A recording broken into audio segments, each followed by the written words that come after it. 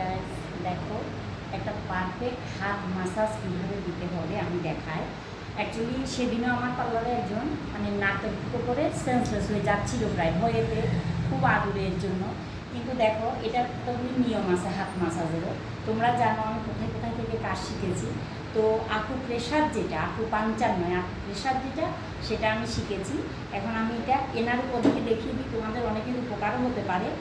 আমরা ফেসিয়াল করলে সবসময় হাত পিঠ সব দিয়ে দিই, ব্যাক মাসাজটাও দিই, হ্যান্ড মাসাজটাও আমরা দিই। এই যে দেখো কীভাবে, তুমি এর কাছ থেকে দেখো এখানে, এই যে দেখো, এই যে প্রত্যেকটা নখের মধ্যে এরকম করে চাপ দেবে। যাদের দেখো ইসে আছে যে অনেকের নার্ভের সমস্যাও হয় না, মাথা ব্যথা হয়, সবার জন্য এই যে দেখো, যাতে ও ব্যথা পায় সেরকম করে নখের মধ্যে একটা চাপ দেবে, এই যে যাতে ও ব্যথা পায়।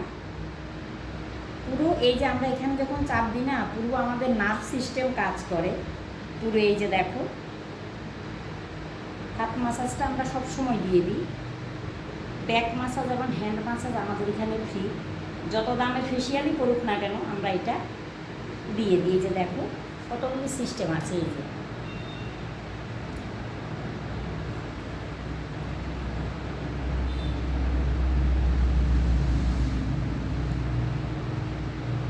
অ্যাকচুয়ালি বলে বলে কোনো দিন করা হয় না,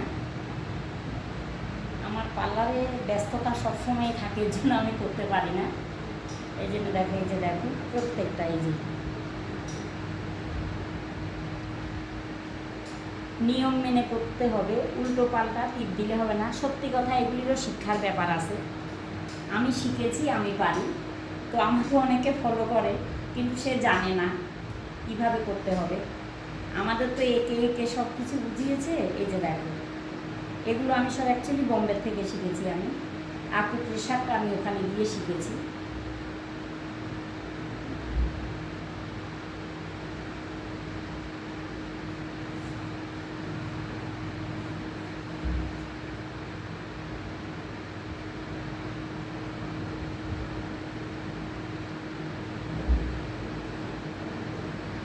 পুরো এই যে এইরকম নখের মধ্যে কাছ থেকে দেখাও, এই যে পুরো দেখো আমি আঙুলটা এইভাবে এনেছি, এখানে নখের মধ্যে একটা চাপ দেবো।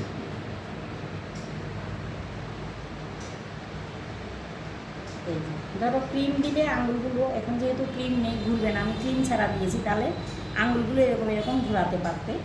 এটা আমি ক্রিম ছাড়া মাসাজ দিয়েছি। ঠিক আছে, রাখলাম, বাই।